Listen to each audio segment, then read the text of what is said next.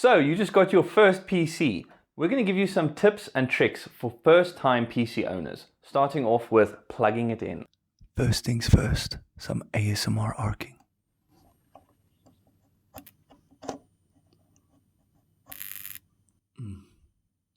Beautiful.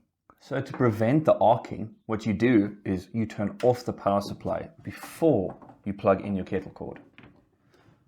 Now you're good to go.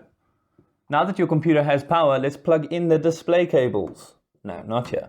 Into your graphics card. Reason being is if you use your motherboard's display cables, you're actually not using your graphics card. You're either going to be using integrated graphics, or if you don't have a CPU that supports integrated graphics, then you are going to see no display at all. So again, make sure that you plug any display cables into your GPU.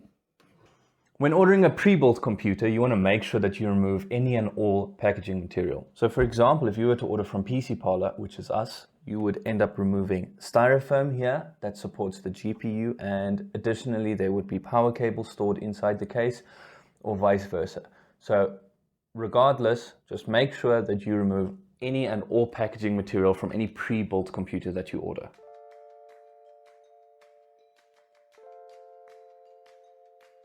Now that you have your desktop open, go to Google and download your GPU drivers. For AMD, it works the same. Just make sure you download the correct version for your system.